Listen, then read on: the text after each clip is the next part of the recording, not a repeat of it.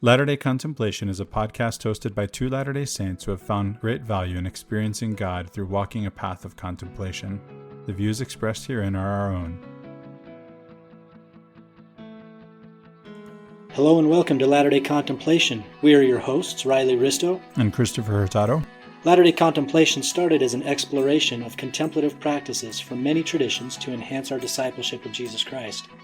We are by no means experts in the topics we discuss, but what we have is an openness to questions, a hunger to discover truth wherever we can find it, and a desire to share in the transformative life of inner peace.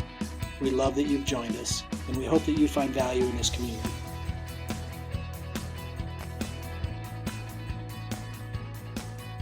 Welcome back to Latter-day Contemplation. I am your host, Christopher Hurtado.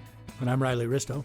Today we are joined again by Philip McLemore. We've had Philip on the show before to talk about Hinduism, or at least about Latter-day Saintism with a Hindu perspective, or from a Hindu perspective, or something like that. I'll let Phil give his own version of that. We talked about Jesus too. We did. That's right. Did we have Phil on twice? No. We've had Phil on twice. Just once. No? Just once. Just once. Okay. And today we're also joined by one of Phil's students, Ben Heaton. Ben, will you tell us a little bit about yourself? Sure. Yeah, I learned meditation through Phil a few years ago, and that's been a great thing in my life. I live in San Diego. I'm an active Latter-day Saint. I am a physician by trade. Have a wife and 3 kids. That's pretty much it. Well, welcome. Thanks for joining us. Well, we wanted to talk about the Bhagavad Gita again. We recorded an episode. We called it Part 1. This is Part 2. And we wanted to have you on, Phil, and you, Ben, to help us to talk about the Gita. Not necessarily in a second half of the Gita. Riley and I covered the first half last time. But what we really did is we talked about what the Gita is overall, and then we went into some of our commonplaces from the first half of it. And rather than just go through commonplaces for the second half, we thought we'd talk to you guys and get some more insights into the book and into the practice that you've developed around the Gita. And I know, Ben, that this is something that to you relates to your temple worship. And that's curious just to say that. What do you, let's maybe start there. What do you mean by that? Well, I'll start as a kid growing up in Provo, Utah, a conservative place, but I did have grandparents who were more liberal thinking. For me, being a church member was about seeking truth. That's what we used to call Mormonism was all about, was seeking the truth. That's what Joseph Smith tried to do. So I've kind of always looked at it that way. Rather than trying to protect something, I've been more open-minded and willing to see things. So in the last maybe 10 years or so, I actually became very interested in seeking knowledge in the temple.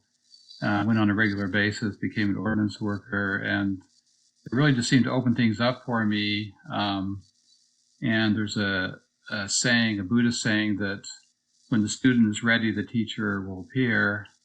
And I found that to be something true in my life, and just sort of listening to the Spirit, I started, studying other things that I had heard about Phil McLemore, and when an opportunity came when he was teaching meditation course, I took the opportunity to do that. But it was just interesting because as I learned more about these things and later studying the Bhagavad Gita, I was going to the temple every week, so I would sort of process the things I learned in the temple, and there was a synergy developed there, and I really felt like God was opening pathways for me in my spiritual search.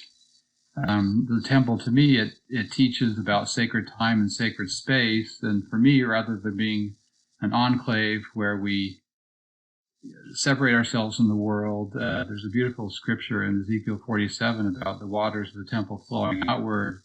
And I really see, for me, the temple experience is learning to see divinity in the world and learning to take what I have in the temple and apply it to other things rather than just hiding away in the temple. So, it really has helped me to see, I traveled to India and been in Hindu temples, and it's helped me to see the divinity there. To me, it's not, exclusivity is not something important to me. I always just want to find God wherever I can find him. And I think as we're talking about the Gita, we'll see that that's a very central part of the Gita, is finding truth everywhere. I love that. Beautiful image about the temple. Phil, is there anything you'd like to do in correcting me in my representation of you? No, I'm not sure you represented me, but Who are you, Phil? Remind us. For those who haven't heard previous episodes we've had you on, or the previous episode we've had you on. Yeah, real quick. I grew up Catholic and joined the LDS Church when I was 19, went on a mission from 21 to 23. 1921 to 1923? No. I was age 19. Oh, my bad. Sorry. Yeah, and I apologize, Phil. So I served a mission from 71 to 73 when I was 19 to 21, I'm sorry. And then I was recruited into the Seminary Institute program. I worked for 10 years for the church educational system. I was the institute director at Auburn University in Alabama and the University of Georgia. And then I got recruited into the active duty chaplain service, representing the church for 21 years. And it was toward the end of my military career that I was injured and nothing was working for me. And I got into meditation, yoga meditation, to manage chronic pain and stress.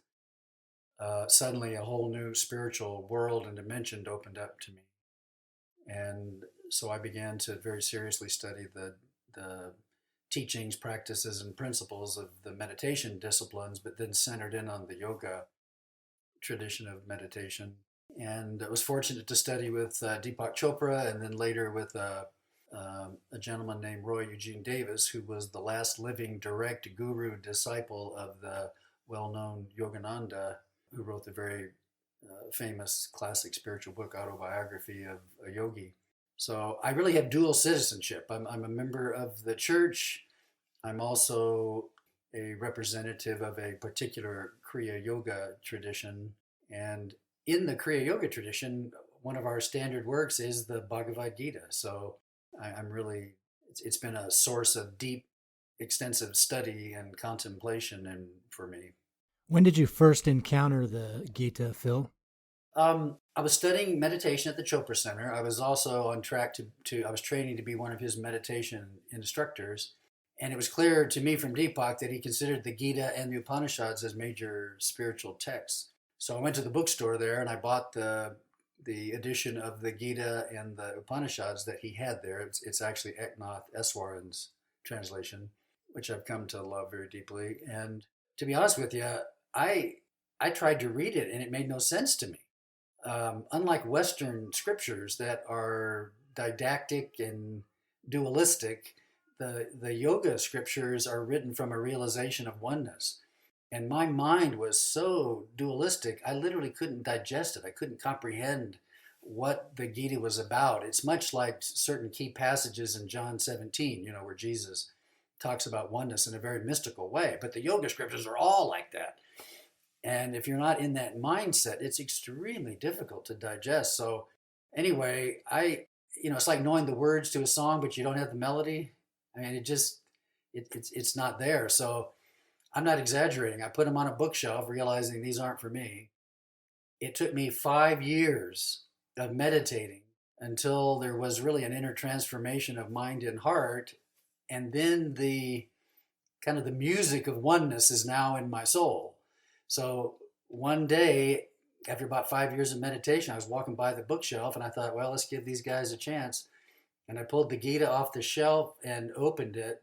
And all of a sudden, man, it was a book of light and life and joy and inspiration and revelation. I couldn't believe it. I was finally prepared to be able to receive its message. And it just became a text of spiritual awakening, both in words and in spirit. So from that point forward, it's been a subject of very serious study for me, and I have found it to be an ideal blend, really, of mystical philosophy and spiritual practice. You mentioned that you just didn't get it. And, I was reading the Upanishads a little while ago, and in the preface, I took note of one suggestion where it said, whoever the translator was for this edition, I couldn't remember, but it said that you really need a guru. You really need someone to help to unlock the truth of this book for you? And you mentioned a couple of your mentors, but what was the thing that you were taught or that you learned in the process of working with these mentors that unlocked the Gita for you in a new way? Yeah, well, the guru teachers that I had, they were teaching and embodying the message of the Gita, the teaching of the Gita. I just wasn't ready at that point to digest it and assimilate it. It was just me. I just wasn't prepared. And when that, inner transformation took place, which meant I'm thinking differently, I'm perceiving differently, I'm interpreting differently, I'm seeing new things in an expanded way. Literally from one day to the next, opening that book, it was like, now I'm prepared to receive this message and this understanding of oneness. But it was only because I had primarily learned to abide in oneness with God. So that's what opened it up for me. Without that, it made no sense to me. Now, that's me. I have a friend, a very good friend, who served in a stake presidency in Florida. He does no meditation whatsoever. He just picked up the Gita one day and it was like, glory, hallelujah. He reads it, loves it, quotes it, teaches from it, and he's had no meditation practice. So I don't know what to say. Rather, your question reminded me of, having read a lot of books and having, worked now with a spiritual guide as a Sufi. I'd been told by those who had that kind of relationship, with a guru or a guide, that it's not in books, Chris, is what they would tell me. It's not in books.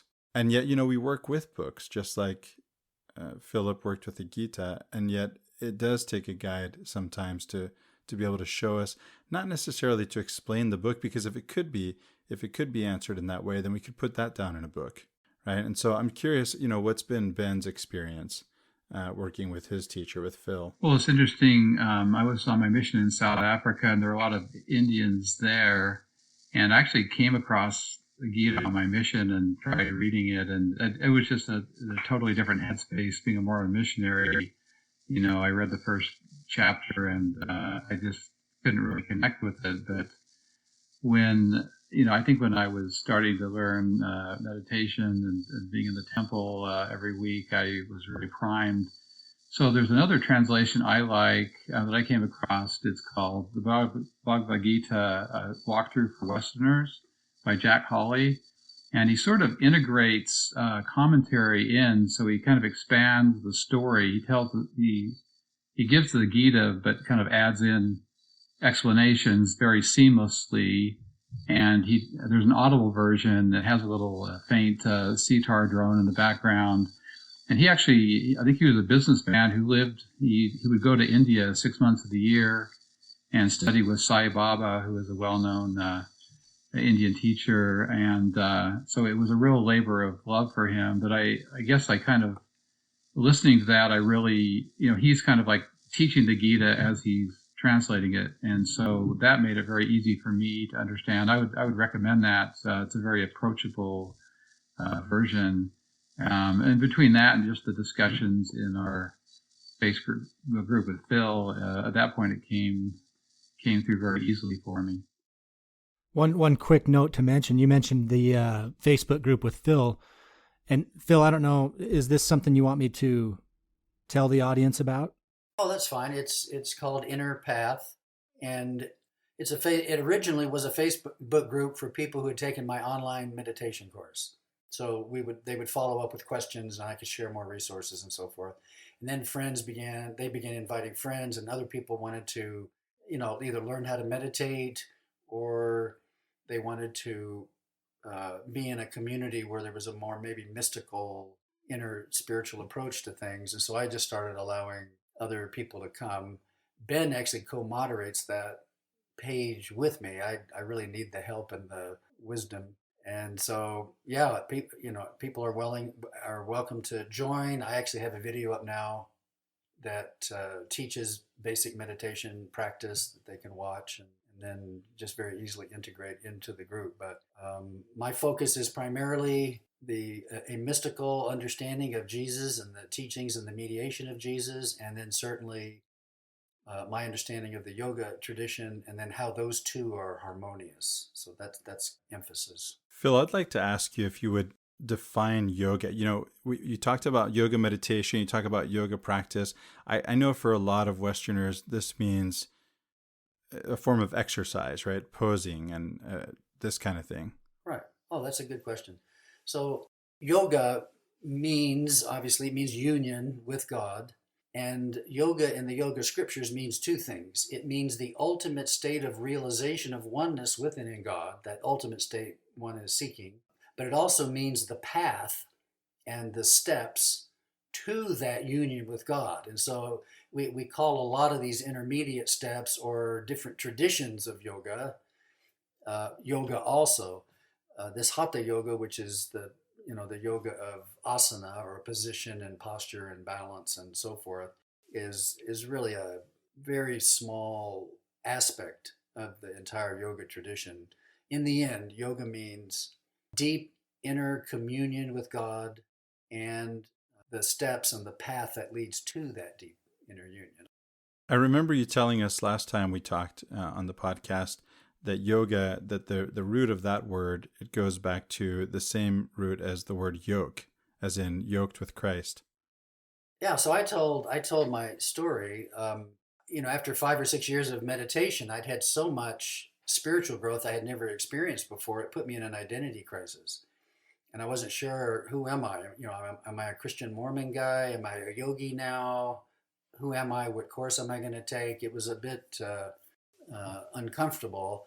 And I was doing hospice work at the time, and I was reading I was reading Matthew 11, 28 to 30 to a hospice patient. And, you're familiar with the verse, "Come unto me, all you who labor and are heavy laden, and I will give you rest. Take my yoke upon you." Well, the second I read that from my yoga studies, I knew the word yoke came from the Sanskrit word yug, from which we get the word yoga. So the word yoke and yoga are substantially equivalent. And in that second, all of my yoga training and experience and meditation practice suddenly merged with the teachings of Jesus in the New Testament. It all became one thing to me in a millisecond, in a flash. And suddenly, when that happened, it was right after that I wrote this article called "The Yoga of Christ" that I'll talk about in a little bit because it relates to my Gita study. And well, heck, I'll talk about it now.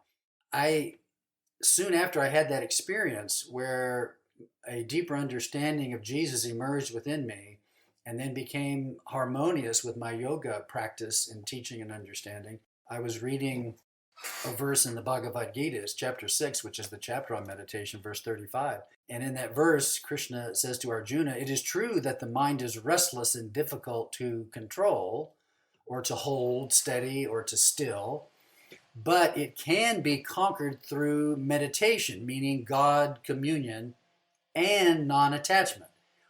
And so what Krishna is doing here is summarizing the spiritual path in a twofold formula of communing with God and then practicing this thing called non-attachment, which is a bit tricky to understand properly and correctly. It doesn't mean detaching from the world. It means detaching your sense of self from a false identity, and then finding a way to share that God communion with the world around you. So like Krishna teaches in the rest of the Bhagavad Gita, you don't withdraw from the world. You find your unity with God, and then you engage from that unity into the world, and you do that work. So it's important to realize the activity of the mind, with which we identify tremendously, overshadows our ability to perceive things spiritually. So one of the reasons meditations are a core, if not the core, spiritual practice is it stills the mind so you can become aware of that aspect in you that can discern spiritual reality. Well, once I realized that the Gita summarized the spiritual path as God, communion, and non-attachment, 2 seconds later, it suddenly dawned on me, wait a minute, this is Jesus. This is Jesus. And so I went back through the Gospels and pulled out the evidence of Jesus teaching and exemplifying God communion in meditation and the practice and principle of non-attachment. And I was stunned. I had no clue that Jesus so extensively taught the principle and practice of non-attachment as extensively as it's taught in the Gita. It was absolutely amazing to me. And if you read that article, I think you'll be amazed at how much of Jesus' teaching is centered on that. And give us the name of that article, Phil. It's called The Yoga of Christ. And how would someone find that? Boy, I think if you search, it'll be online. If you email me, I'll just email it to you, a nice clean copy of it. Yeah, it's easy to find by just searching by the title of the article. It was in Sunstone, right? It was in Sunstone around 2007. So, but yeah, I can email a clean copy, or I think most people can pop it up just searching for it. So that's when my yoga and Jesus world really came together, when I saw this union of Gita and New Testament, Krishna and Jesus. It was very, very exciting, and my identity crisis was over, do you see? I can be a Christian, right? And I can be a yogi. Yeah, the figure of Krishna is clearly a Christ-like figure, right? In the Gita, he's an avatar, we can say an incarnation of the high God, of Vishnu. And so in that sense, like Jesus, an incarnation of God. I get that. Ben, I'm curious, in your experience, as a practitioner of the Gita, how that dovetails with your Mormonism or with your Latter-day Saintism. Well, I think I'll give one example. You guys, I thought, did a great introduction of the Gita in your last episode. I was just thinking today about, I see the Gita not as being sort of a book of aphorisms, but I really try to see core principles in it. I think there's core principles that just keep coming back. And so as I was looking at that, to put in 3 words what the Gita means, it says divinity permeates everything, and it tells us to see divinity everywhere. And, as I started reading the scriptures, after I started meditating and going to the temple and really looking deeper, a lot of the scriptures really opened up for me in ways that I hadn't seen before. And one of them was DNC section 88, about talking about Christ and the light of Christ. And I think the light of Christ is very underappreciated in the church. Somehow it's thought to be sort of a poor second cousin to the Holy Ghost. But the light of Christ, if you just actually read the words in DNC 88, it's Christ, permeates everything. He's in and through everything. And so that, I started to see stuff like that, and that really made a lot of sense to me. That's sort of saying the same thing that the Gita is saying is right there in DNC 88. Yeah, we love that point of view. We did an episode on the Christ consciousness that very much tried to pull that same idea into our understanding practice and maybe kind of reintroduce it to the theology a little bit, is that Christ obviously is a savior. He's a God figure made incarnate. But there's also something further that he's revealing to us through this Spirit of Christ, or what we kind of referred to in that episode as the Christ consciousness. And that is that, as you said earlier, and I love this quote, these 3 words, divinity permeates everything. And that's something that Christ realized and that he wanted us to realize. And that was really the central focus of the great intercessory prayer, Phil, that you mentioned in John chapter 17, right?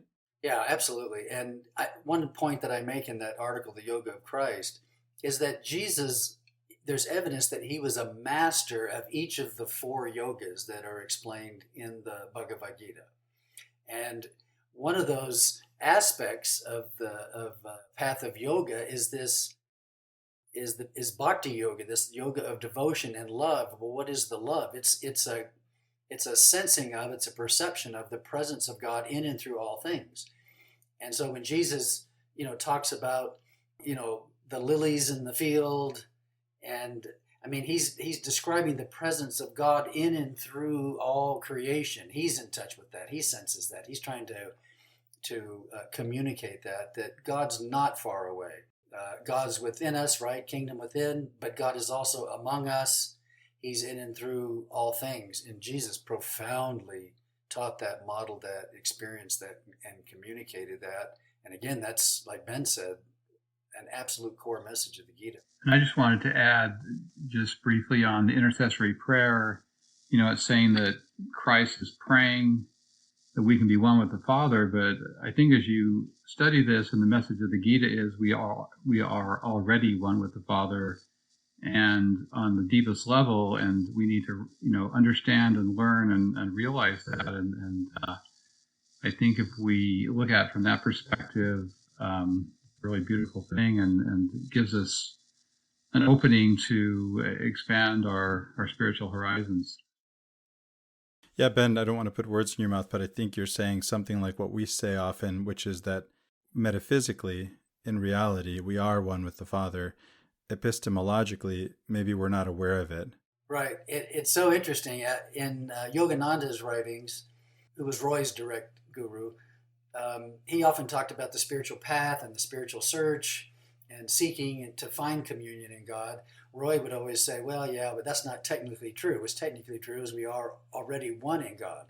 But if you haven't realized that, then there's going to be a movement toward that. And so now we have the language of path. And you get yogis debating this all the time, how they're going to phrase that. Well, it's true based on the context of who you're talking to, right? So I have, on the bottom of my meditation bench, I meditate on a little kneeling bench, and I have 3 quotes, actually 4 quotes engraved on the bottom of that bench. And the first quote is John 10:30, where Jesus says, I and my Father are one.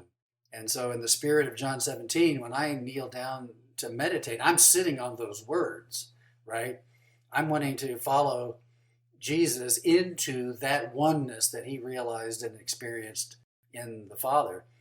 And then after that, I have 2 verses from the Gita. The first is 6:20, which says, in the still mind, in the depths of meditation, the self, or capital S, or the true nature, presence, and character of God reveals itself. So, I'm abiding in meditation to experience, again, that oneness that Jesus is describing and mediating, so that reality of the oneness within in God that's already fully present can reveal itself in me. And your divine nature is revealed along with that. And then the second Gita verse I have engraved under my meditation bench is chapter 4:10, verse 10, which is, purified in the fire of my being, many have reached that state of unity in me. So one of the things we're doing in meditation is opening ourselves to this inner sanctification, this inner purification that the scriptures talk about. And what's the end? What's the end of that? The end of that is this state of unity with and in God. So anything psychologically, emotionally, physically, that is a barrier to that oneness, the practice of meditation purifies that, removes that, and brings forth the qualities of the divine nature. So I'll just kind of add on to that, and getting back into the Gita. So I think you talked about this in the first episode, but and this is kind of a different language that it sounds kind of foreign, but once you learn it, I think it relates to things within the Mormon pathway as well. But there's the idea of Brahman is pure consciousness, ultimate reality. It's sort of the God that permeates everything. Then there's the other term, Atma, which is the divinity within each of us. And these are actually the same thing. I think of that as sort of a hologram or a fractal where, you can Brahman, you can cut into little pieces and it's all the same. It's all the same thing. And so we have one of those little pieces within each of us. But I think it's also one thing I've learned to appreciate is paradox.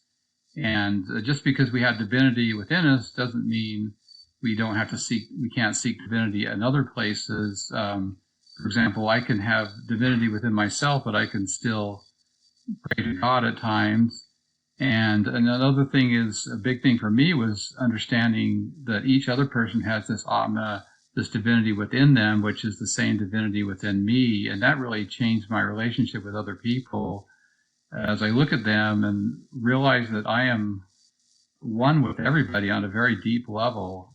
And that's, to me, was kind of a life-changing realization in understanding people and learning to see things through their eyes and realizing the connection I have with other people, because we all share the same inner divinity. And that's one of the great lessons of the Gita for me. I think we can say that the Brahman and the Atman are different manifestations of the same essence. Would that be correct to say? Yes, I would say that. You remind me of a story I shared before we recorded. I had no intention of sharing it on the podcast, but I think I will now, and that is the story of meditating in my sister's backyard as I'm visiting my sister.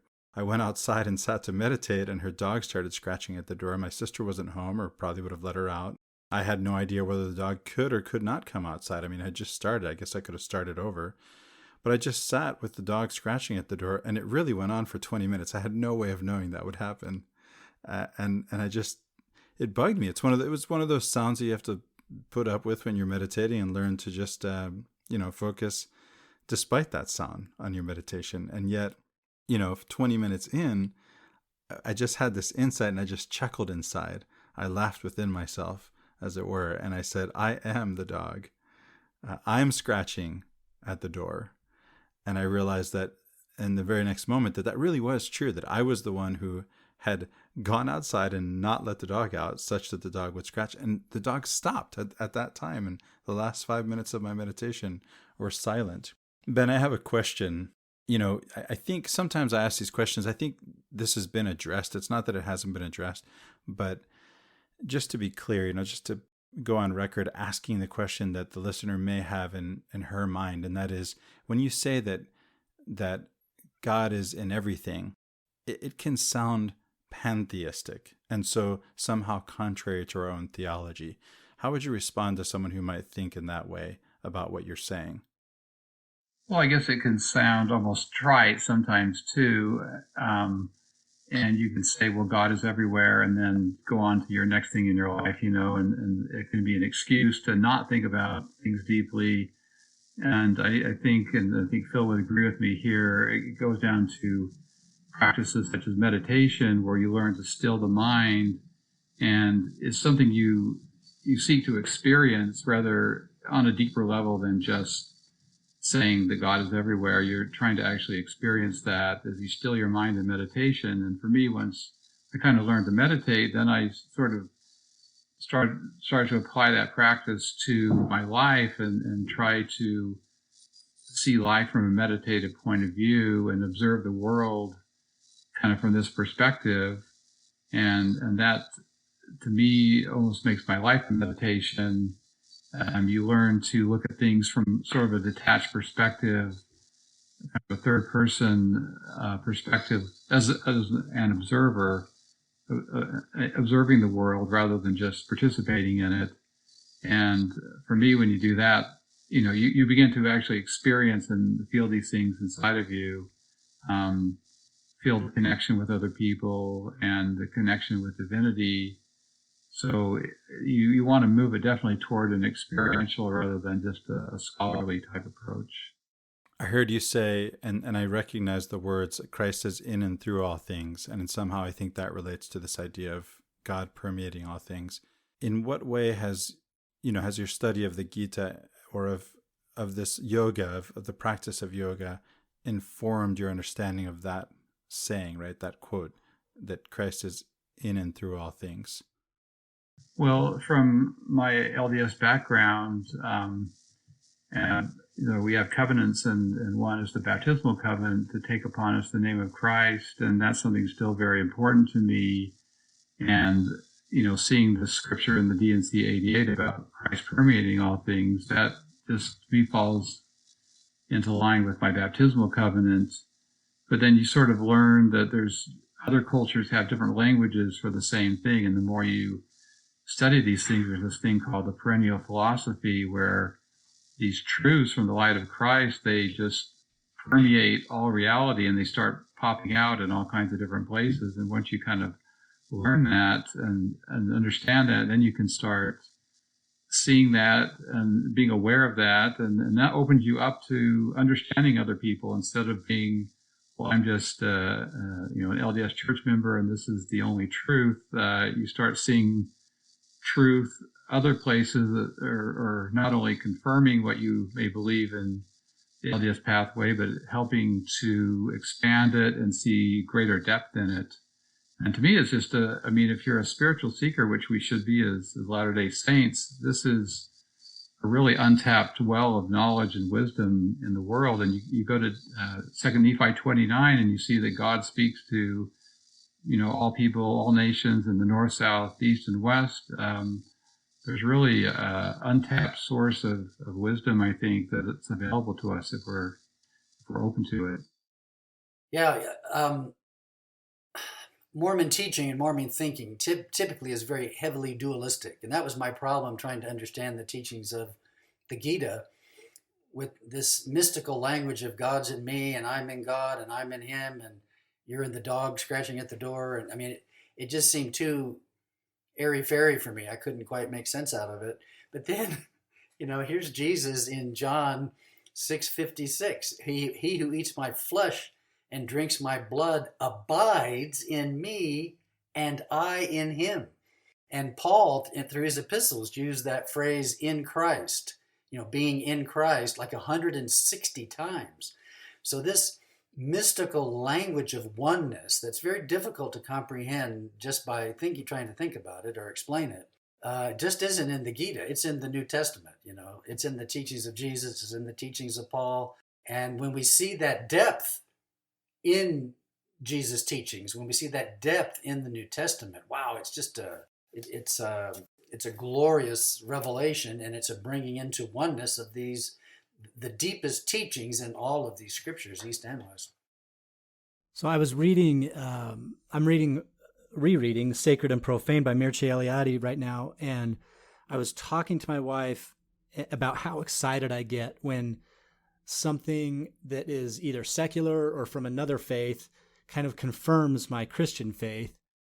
And there was this, of course, the subject matter of that book is sacred space and sacred time. And actually, Ben, you mentioned this exact phrase earlier in the show, in the recording here. You said that the temple to you represented sacred time and sacred space, and that's what related or had you interested in the Gita as kind of a mode of study. And I wanted to follow up on that and kind of get back into the Gita a little bit. What is it about the Gita to you that represents sacred time and sacred space? Because there's the setting itself is a battlefield. And we talked about this on the last episode, Chris and I, about how that's obviously it's metaphorical. But what does it mean to you? What is it about the Gita that represents sacred time and sacred space? So I'll have to think about how to answer that. I thought the main correlation I think with sacred time and sacred space for me was as I learn in the temple, you're setting time aside for God, and you're in a holy place. And then to me, outside the temple, then I could learn to see, if I'm in, say, a Hindu temple or a Catholic cathedral, I recognize that as sacred space, like I did when I was in the LDS temple, and then sacred time. So we, in the LDS culture, we have the Sabbath day, but I was going to the temple on Tuesdays, and I began to realize, Tuesday is actually my more sacred day than Sunday is, because this is the day I go, I really go in depth in a deeper way. And so it began to realize that there's nothing, it's not just the Sabbath day that we can have sacred time, can be other times of the day too. And I think that's what the Sabbath is really trying to teach us we need to have sacred time in our life. So Ben, to follow up on your point here, you talked about how, no matter where you are, you can create sacred space or be enveloped in sacred space. And this is a very relatable concept for me. When I travel quite a bit, and I've been in some really cool places, and a few of those places, I felt the sacredness of that moment.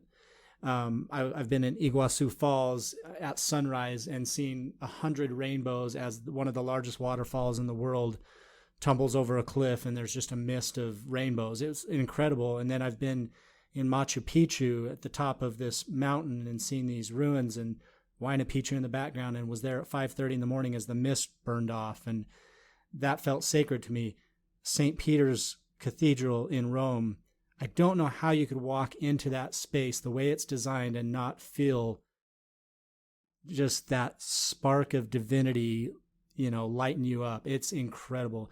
I remember walking in at one point, and you've got St. Peter's chair right there, and there was a beam of light that was coming through the cathedral right to the chair, and it just, for some reason, it really struck me as sacred. And so I think this is relatable for a lot of people to be in these places in different contexts outside of our own faith tradition, outside of a temple or outside of a chapel or even outside of our home, and feeling the sacredness of the moment and being able to interpret from that moment that divinity is in and through all things, and that it's just a matter of realization. Yeah, so I think that was directed to me, but so I think it teaches you sacred time, sacred space, sacred word as well. You learn scripture, and so you learn to find scriptures in other places that are also, you find the divine. But again, it gets back to this Atma and this idea that God permeates everything, and it really opens up a whole new world of spirituality where you can, like you said, go to these different places, and then it goes back to the mundane. Now you're going to work, you're going to the store to buy groceries, you can take that idea of sacred space and turn it into your whole life, or at least I think that's the Gita is trying to tell us to do. It's to see divinity everywhere in the mundane as well as the special isolated places or the spiritual places. So it's helping, and sometimes that's even the greater practice is to adopt these into our life and see divinity in every person and every thing that we do. Just a follow-up on sacred time, the paradox here is we set aside time, so many minutes, to really experience the timeless. The whole idea of sacred time is to use a space of time to for us to be able to, within which we experience the timeless presence and nature of God. Of course, there's that wonderful verse, I believe in Hebrews, about, it just slipped my mind. Know ye not that ye are the temple of God and that the Spirit of God dwells in you, right? So I love sacred spaces. Ben and I have been on retreat together at the Center for Spiritual Awareness, and that meditation hall there is my most sacred space because it's in that hall that I have had this experience of the temple within. That sacred space revealed that within me there is the living temple of God's presence. So I love this combination of literally a sacred space in time and space that actually reveals the timeless and the eternal and the divine within me. So I love all of these concepts, ideas. So just a quick reference to the Gita in the Cosmic Vision, chapter 11, among other things, Krishna says, I am time. And we're kind of taking that out of context of the whole story, but it's interesting that, he exists out of time, but he's saying, I am time also. And it's this paradox. There's so many paradoxes here. The deeper you go into truth, the more paradox and ambiguity you encounter, and you have to enter paradox to really understand things on the deepest level. But, God, he exists outside of time, but yet includes all time as well. Isn't that the verse that deals with, isn't it the same verse that's translated where time, what you're saying is time is translated death? I am become death, destroyer of worlds. I believe that might be in the same verse 32. I have it in my notes here. And that's the famous verse as translated by Oppenheimer. Yeah. So I want to dive into just a little bit of how to approach this book for someone who is new to it, and the realizations that they have to have on the front end before they tackle it so that they don't put it on the shelf for 5 years, as Phil did earlier. What would be the top things that you would bring to someone's attention about the Gita that will help them get into this work of Scripture for the first time? Well, One reason I like the Eknath Easwaran translation is he has an extensive introduction of yoga philosophy, Gita teaching, and terminology. And so without that background, that foundational background, it really is hard to understand some of this teaching. So he puts all of that in context, and then each chapter has a little introduction that's going to preview the chapter and again lay out the core teachings and so forth. That makes it really, really helpful. Yeah, so I mean, to me, it gets down to desire. I think sometimes in the church you can go through the routine if you got, what are we studying this year? Oh, we're doing the Old Testament this year, and so you get out your manual and you go through. To me, it's a matter of a desire seeking deeper wisdom. Like, how badly do I want to understand something? Do I want to try to push by just the standard stuff we say all the time and find deeper wisdom? To me, the desire and willingness to look beyond just what's in front of me and seek something deeper. And again, I know I also appreciate the Easwaran translation. It's, again, as I mentioned before, the Jack Hawley translation, which incorporates, it's called a walkthrough for Westerners. So it actually is kind of tailored for Westerners, where he kind of explains the terms within the text of the Gita. That was very approachable for me, and I really fell in love with the Audible version of that. So for me, I guess, just seeking, and then that's if somebody wants to get into the Gita, they should, take a look at both of them and just see which one speaks to you the most. I can endorse both of those translations too, and maybe there are a couple of others I could mention or include in the show notes. But, another thing to point out to those who haven't read the Gita is that this is something you can read in a few hours. And one of the reasons it's one of my favorite books in general, and one of my favorite sacred texts, is that it does have this narrative that I can really take in the whole arc of the narrative in just a few hours.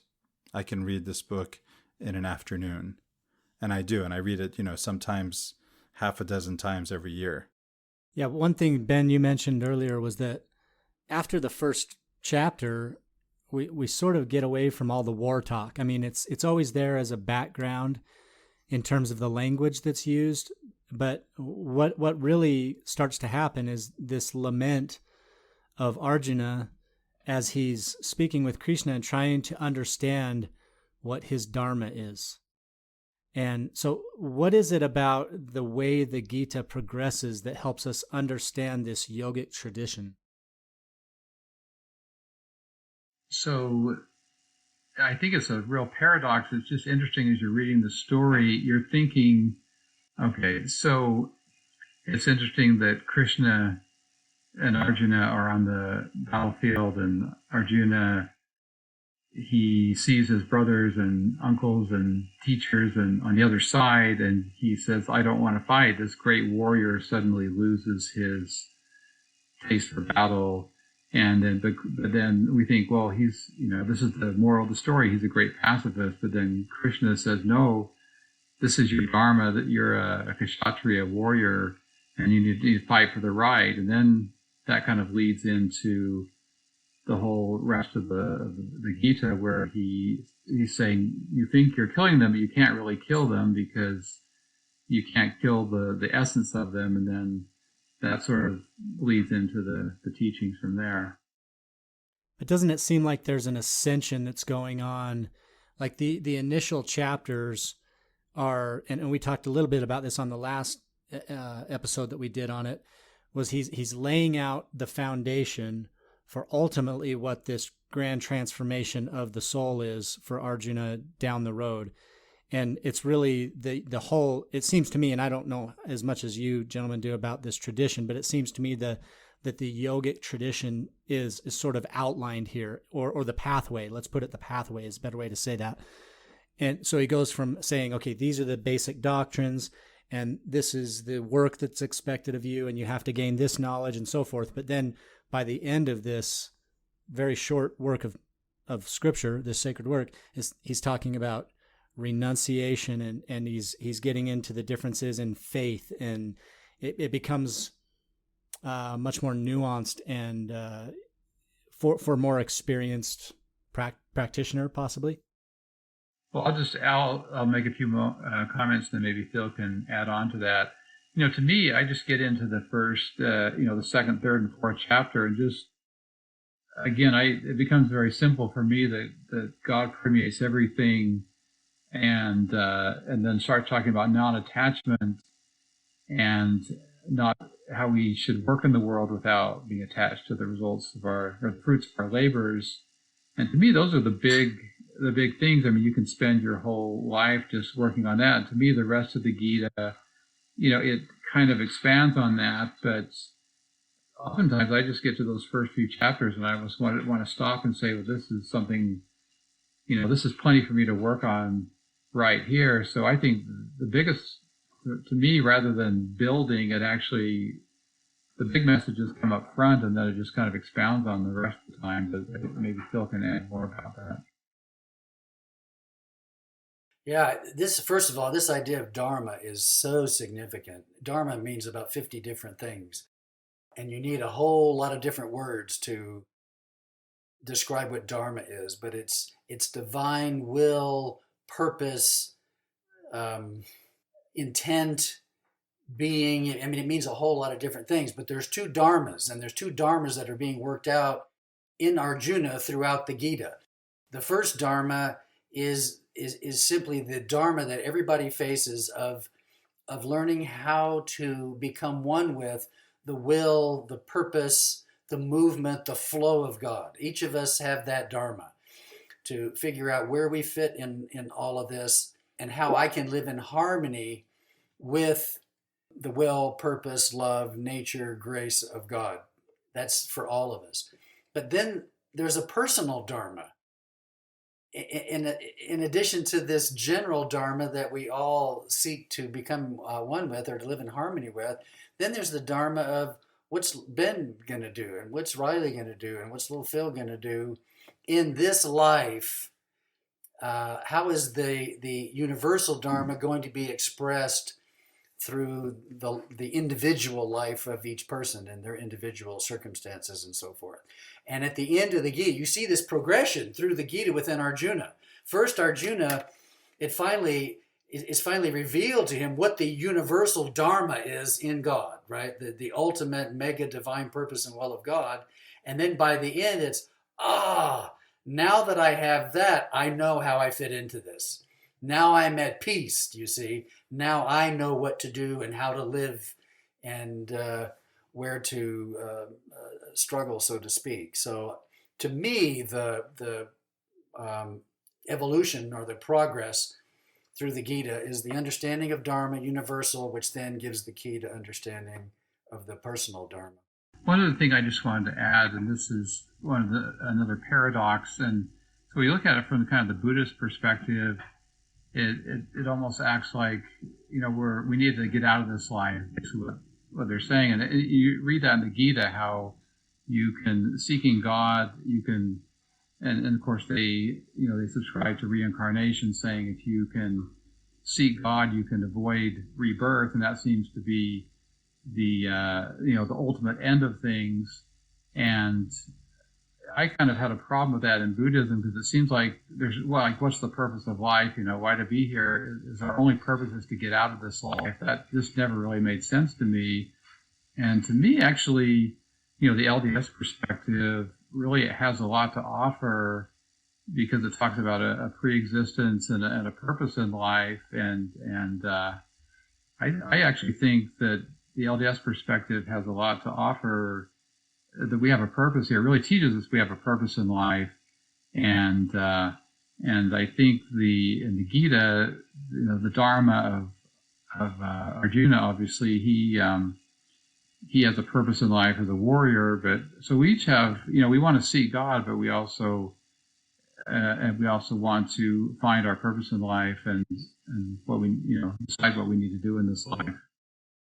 On the wall of my study hangs it's an Egyptian papyrus. It was a gift from an Egyptian friend, and it's the image of an Egyptian charioteer. But whenever I see it, I think of Arjuna.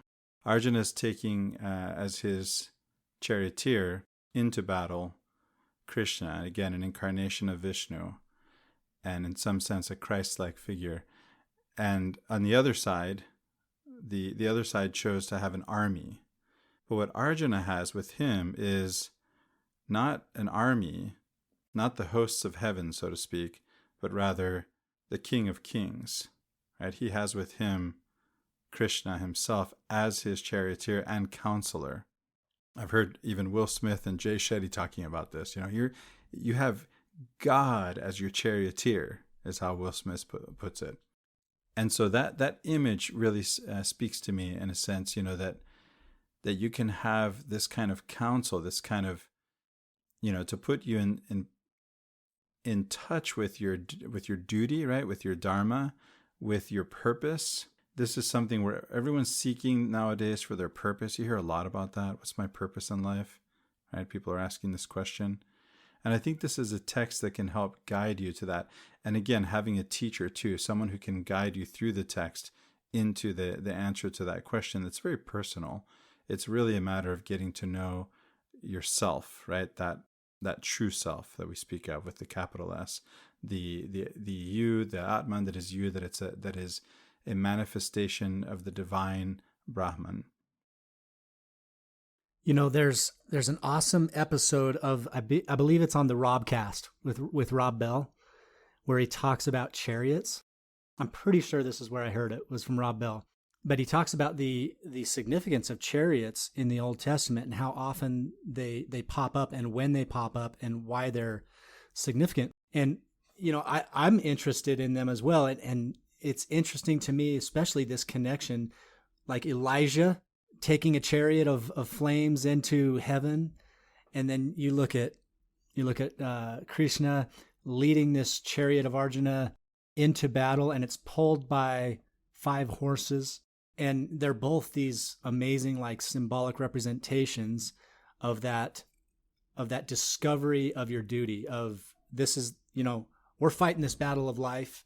We're going into this battle together. It's me, Arjuna, and it's Krishna, or it's me and God going into this battle together. And we're going to figure this out together. And what are the tools for that? Well, I've given you this body, and you can use this body to try to figure out what your purpose in life is. And he's pulled by these five horses that some have said represent the 5 senses, and so you go into this world experiencing the world and trying to figure things out. It's just great imagery, and I love that as well, Chris. I think that's an awesome passage to pull out of the Gita. Yeah, and now that you put it that way, it reminds me of the same image in Plato, right? In the allegory of the charioteer, where you have, or the chariot allegory, where you have the 2 horses that represent, the charioteer represents intellect or reason, or the part of the soul that has to guide the soul to truth. One horse represents a rational or moral impulse, or a positive part of passionate nature, like righteous indignation, and the other one represents the soul's irrational passions or appetites or concupiscence. And so the charioteer has to direct the entire chariot, or the soul, trying to stop the horses from going different ways. Guys, is there favorite passages from the Gita that you would like to share with the audience as we come to a close of this episode? Well, I'll mention a couple of things. We talked a little bit about chapter 11, the cosmic vision. I think it's always fun in the scriptures when you read, a vision of God, and this is a very expansive vision. I'm just going to read verses 12 and 13 in the Eshvaran translation. It says, "If 1,000 suns were to rise in the heavens at the same time, the blaze of their light would resemble the splendor of that supreme spirit that Arjuna is seeing here in the vision. There within the body of the God of gods, Arjuna saw the manifold forms of the universe united as one. Filled with amazement, his hair standing on end, in ecstasy, he bowed before the Lord with joined palms, and then he gives more of a description. So I can't really, you should always just read this for yourself, because it's, we can't read the whole chapter here, but it's chapter 11 is a great thing to read. Back in chapter 9, this goes again back to me. The big thing about the Gita is just seeing God in everything, divinity in everything. He's talking about the path of jnana, spiritual wisdom, of the yogis that follow that. He says, they see that where there is one, that one is me. Where there are many, all are me. They see my face everywhere. I am the ritual and the sacrifice. I am the offering and the fire which consumes it, and the one to whom it is offered. So he's saying, I am the sacrifice. I am the fire. I am the sacrifice thrown into the fire. I am the one you are sacrificing to. That it just is interesting how it really makes the point that God is everywhere. He's every perspective. Every perspective in the world is God, because God is within each one of us, and God is within each action that we do. And then just one more thing. This is in chapter 13, verse 28. He says, seeing the same Lord everywhere, they do not harm themselves or others. Thus they attain the supreme goal. So again, seeing God in everyone. If we, you walk, the rest of your day today as you're going to the store or going to work, everyone around you has divinity in them. And, it's one thing to say, well, God's everywhere, but when you really buy into it and start trying to experience it and live your life with that and trying to look for it, then it begins to unfold to you. And you do start seeing divinity everywhere, and it changes the relationship with people, both your loved ones close to you, as well as just the average person that you see. And it's just a beautiful thing. It's what I think what we're all searching for in life, to see it's just such a great beauty in life to see the divinity everywhere. God is the meditator and the dog scratching at the door. Or God is in the meditator and in the dog scratching at the door. And it's worth repeating this quote from C.S. Lewis. I've read this on the podcast before. There are no ordinary people. You have never talked to a mere mortal. Nations, cultures, arts, civilizations, these are mortal, and their life is to ours as the life of a gnat. But it is immortals whom we joke with, work with, marry, snub, and exploit. Immortal horrors or everlasting splendors. This does not mean that we are to be perpetually solemn. We must play, but our merriment must be of that kind, and it is, in fact, the merriest kind which exists between people who have from the outset taken each other seriously. No flippancy, no superiority, no presumption. Phil, what thoughts did you have on a passage? Yeah, I just want to share briefly my perspective of the Gita, and then I'll share a favorite verse. One way the Gita is often portrayed as a portrayal of the four major yogas or four classic yogas. So you've got Bhakti Yoga, the yoga of devotion. You've got Karma Yoga, the yoga of selfless service. You've got Jnana Yoga, the yoga of discrimination and wisdom and learning and so forth. And then Raj Yoga, the yoga of meditation. So a lot of people think, oh, gee, I got to find out which one of these is best for me and then follow that path. And as I read the Gita, I've come to the conclusion that no, meditation is the foundational yoga. I don't know very well. Meditation is the foundational yoga, period. And there's a verse 640 where it just says meditation is superior to asceticism, to the path of knowledge, to the path of selfless service. So that is clear in the teaching. It gets confusing because when each of the different yogas is explained, it's made to look like it's the best and the only one. So people can get a little confused there. So my point of view is this. Look, when I met Deepak Chopra, he identifies himself as a wisdom yogi. He loves to learn. He loves science. He hangs out with Nobel laureates and gets all their best thoughts and so forth. But he has a karma yoga practice. He has a deep meditation practice. He has a very deep devotional practice, but it's in a little different balance than maybe another person, right? One person will favor maybe devotion or selfless service over another. But what I've discovered is without the foundation of meditation, meaning communion with God in which there's inner transformation and the purification of mind and heart, karma yoga becomes difficult to sustain. It's difficult to sustain selfless service without that foundation of God communion. Bhakti yoga tends to move toward emotionalism. And that gets way, way out of balance. And Jnana Yoga tends toward intellectualism. And so those yogas get undermined without the foundation of meditation. Now, interestingly, I find that meditation works best when the core principles of karma and Jnana Yoga and what am I forgetting? Bhakti Yoga are present in your meditation. But in the end, when a person is established in God communion, Karma Yoga becomes joyful. Bhakti Yoga leads to oneness with God and life all around you. And Jnana Yoga, Wisdom Yoga, evolves into the deepest wisdom. So that's my basic view on, I think, what the Gita is trying to communicate in terms of the yogas that lead to yoga, or that ultimate union or oneness within in God. My last thing here, I have so many favorite verses, but I'm going to share chapter 9, verse 29. It's one I love a lot. Krishna says, I look upon all creatures equally.